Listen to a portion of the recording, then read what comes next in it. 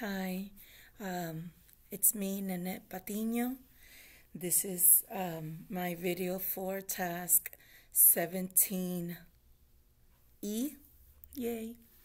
Um, so I'm going to talk with you briefly about my summative and why I chose it, the criterion state assessment, the criterion measurement correlation for the work that I've done with my ESL students this year. And so I want to begin by saying that my students are in a newcomer program, and so they are ESL students, and they have been in the country for 3 years or less. I have a newcomer from only this year, so that was exciting. And I chose the upper 21 because I am the ESL teacher, right? And so that is our state assessment. It's given to the students once a year. If they are new students, then they get the upper 21 screener. And so we based our assessment and our identification of where the students should be or what resources they should receive based on that screener score. That would show their language level proficiency in listening, reading, writing, and speaking. And so with my students, the assessment that I worked on was from the ELP standards. And so the standards are addressing a variety of language tasks in the domain for receptive and productive language skills. And so with this particular assessment, the upper 21, it is used in Arkansas for a couple of years already, and it is a way for teachers, schools, the district to identify the number of English language learners, their level of proficiency, and as a tool for teachers to provide specific instruction based on the level of proficiency that each student has. These factors, oops, I think I erased my thingy. Oops. So the assessments, like I said, was given, they're given in the spring. And so for the students that were newcomers, that one student that I had, the screener was the initial that she had. And so now the upper 21 score that she has right now is like her first official one. But it is an opportunity for us to set the tasks that we do as ESL teachers, and look at how we modify, plan, reteach, assess, and provide explicit instruction for the students based on these language needs. So let's see what else I want to say about this. So the summative tests are assessed by beginning, early intermediate, early advanced, and advanced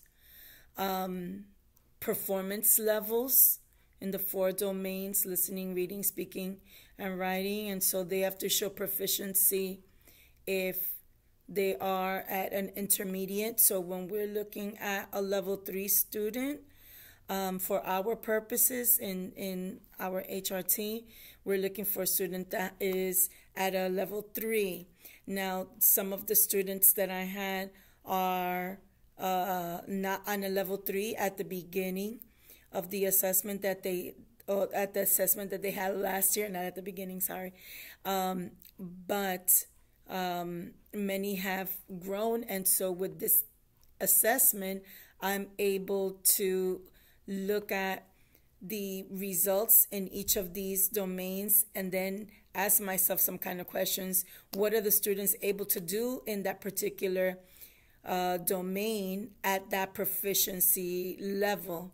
And so what kinds of accommodations am I providing based on this summative assessment?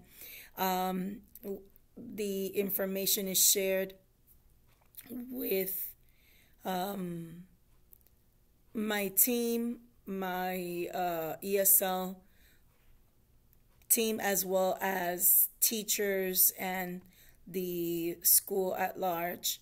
And so for the test, students that are emerging would be at a level 1 or a level 2. Students that are progressing would be at least one domain below a level 4 or above, or one domain above a level 2. And then for proficient, the student would be at a level 4 or 5 in all of the domains. And so basically this upper 21 summative score helps me to measure and track the progress of the students at obtaining the English language proficiency. It also helps to determine the eligibility of the program exit. It informs my classroom instruction, and it supports the way I choose the resources for the students, and it provides evidence of the program that I am providing, the instruction that I am providing for students. And so now I want to talk about so the reason why I took this assessment for my work was that it allows me to see the skills that the students have in the progression of the year, right? And so how effective is my instruction in relationship to the content area that I provide, which is, it's ESL is language, but I also do it through reading. And so do I understand the levels of English that the students are able to produce and are able to understand based on the ELP standards and the students' language development in particular. And so, oops, don't go anywhere. I also, I also know that this test is looking at students reading it. You can see if the students are doing well in the NWEA or not. That would also be reflective of their language proficiency. Perhaps they would be able to do it, but we know that they need some modifications with time. Vocabulary for ESL students is really important, and having them practice more rigorous words. A lot of students still need high frequency words, and so the instruction that I've provided as an ESL teacher, the scaffolds that I've provided, using different modalities of learning, TPR, extended visuals, extended time for vocabulary, to extended time on the skills that I am presenting, so that the students have multiple exposure, is vital for their achievement and growth in language. And you will also be able to see that in content areas like in math, science, and literacy. So also, I want to talk now about the criterion state assessments. So let me look at that. I'm sorry if this is sort of not doing well. So on the assessment, the students, is my pleasure to say that out of the 11 students that I have, only one student was emerging. When I look at the number of measurements, so that there's 4 measurements, right? Listening, reading, speaking, and writing. With the exception of student 4, who did not show a 3 or higher in any of the domains tested. All of the students did at least 1 at a level 3, so that's fantastic. Many of them is listening, right? So they've increased their listening skills, which is necessary so that they could start understanding and making those connections with comprehension that are vital to academic language and success. I had one student that was proficient, student 5, and he received all of the 4 topics of measurements at a 4 or 5. So all of them above a 3, so that was fantastic. And I had students that I know were struggling, but they also made progress. So most of my students began with a low or beginning or, emerging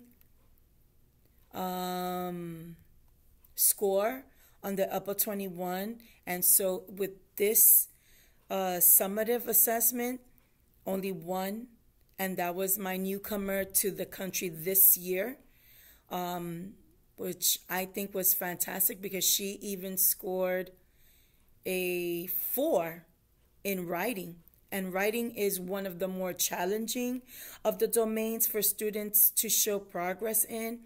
And she, to me, she aced it, with 4 at a early advance, and that makes me extremely happy.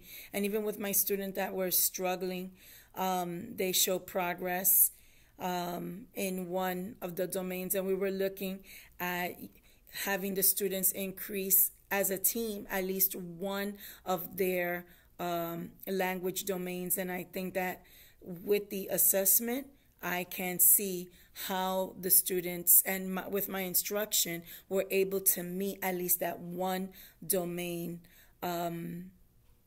for progressing. So that was great. And so now I'm going to talk about Task D. So for Task D, I'm looking at my students' criterion score, right, that I was just talking to you about. And the correlation that I computed was 0.463915.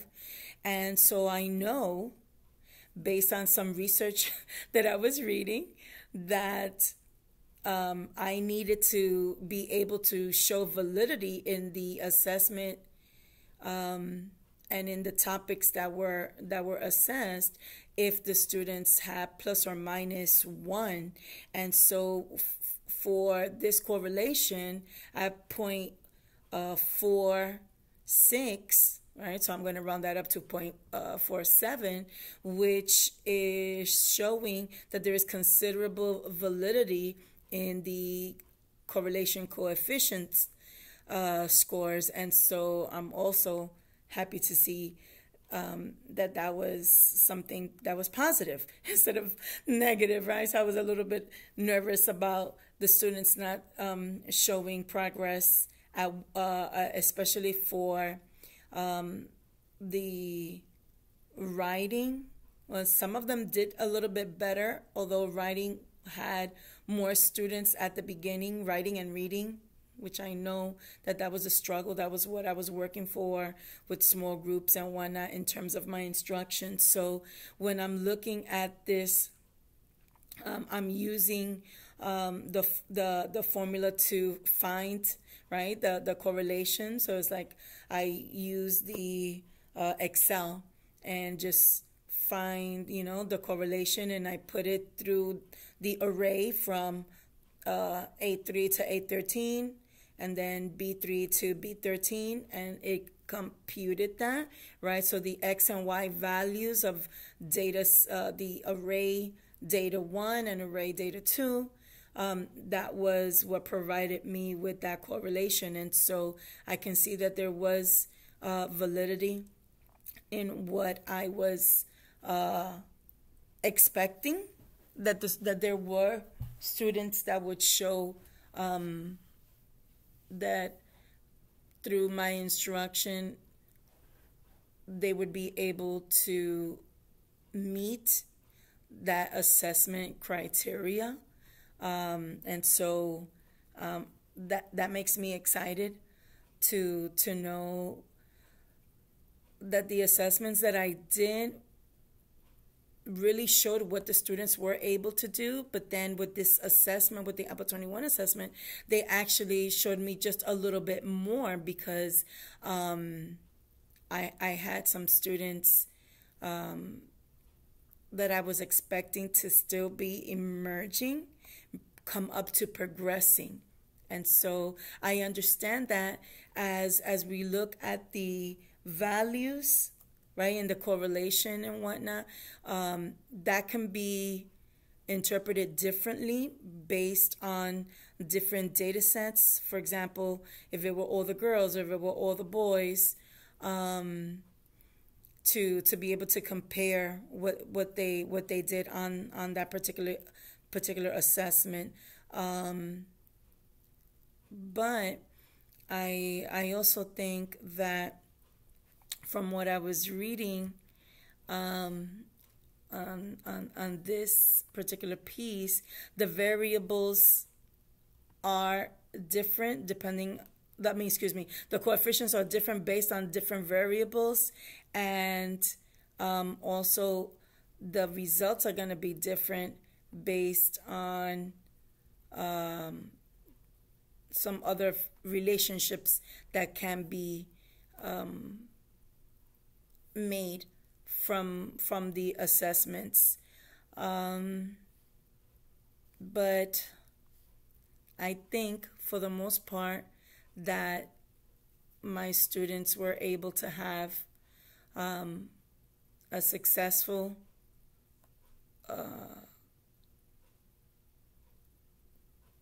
a successful year in terms of what I'm looking at with the data. How, to me, I see it as very meaningful, because I think that there was significant statistical value in what I am seeing in the in the assessment for the upper 21.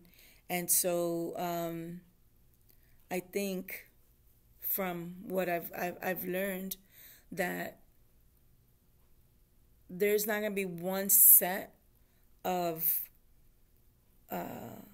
assessment that is going to give me a complete and holistic view of the student, because there are many variables that I need to take into consideration.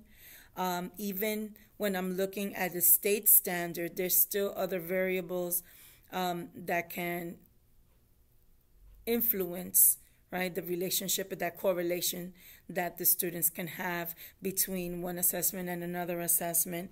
I also think that time is another variable that perhaps I had not really thought about when I'm looking at these, because obviously the more that students have exposure to practice these language skills, then I should be looking at a greater coefficient, correlation. But I think that as I continue to progress and really understanding the impacts of the assessments that I create, or the assessments that are formative, versus the assessment that are summative, and looking at how perhaps I need to make some adjustments to the instruction or the preparation of my instruction so that I can give some more exposure to those areas where the students are demonstrating lower levels of proficiency. But just thinking, at this moment, I want to take a look at this 1 second so that I can say it correctly.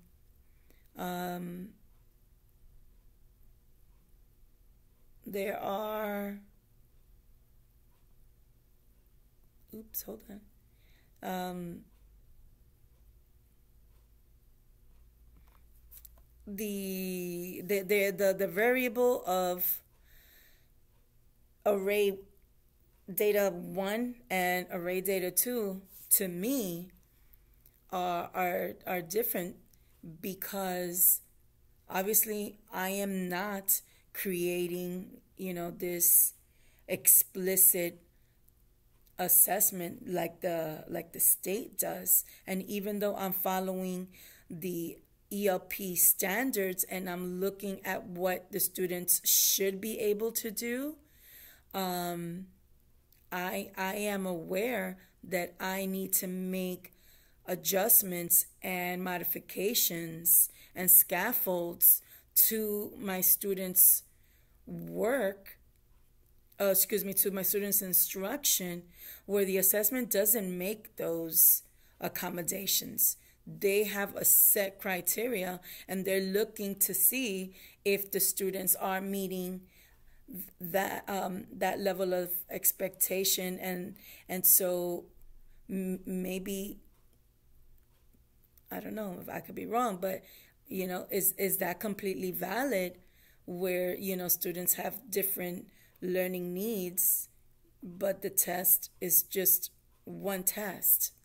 And so my assessments have been varied, although they're looking at all of the different domains.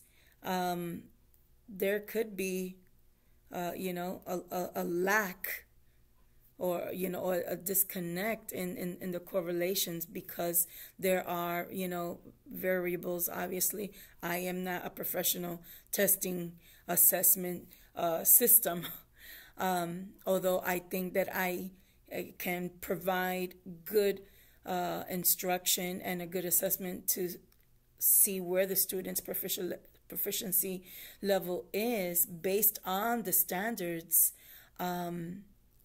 But I think that some of the the questions, and the tools that are used in the state assessment are different than what I use in my classroom, which would lead to having a different result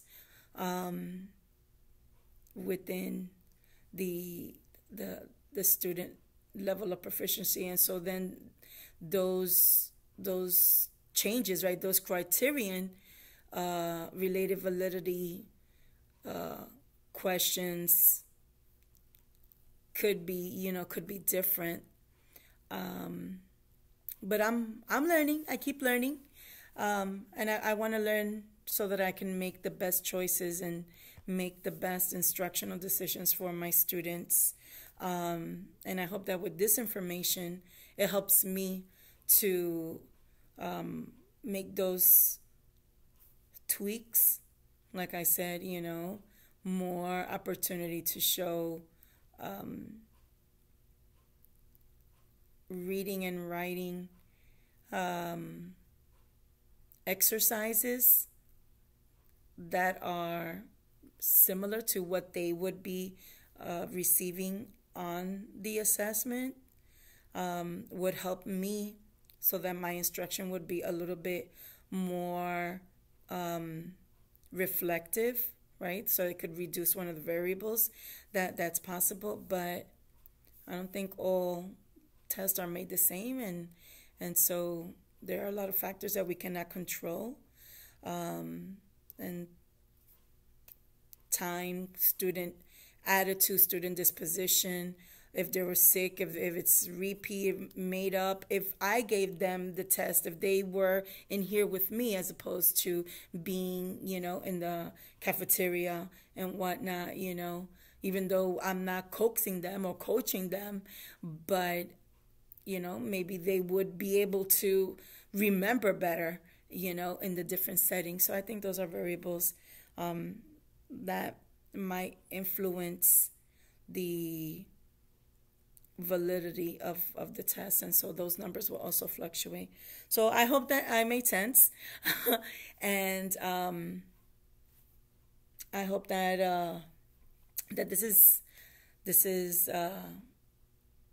clear enough that demonstrates what I've learned, and it has helped me to look a little bit more deeper at the validity of assessments, because I know that sometimes assessments are made for different purposes, and so really finding why is the scores reflecting students' levels of proficiency different than or the same than what I see in my class. So I guess that's my takeaway.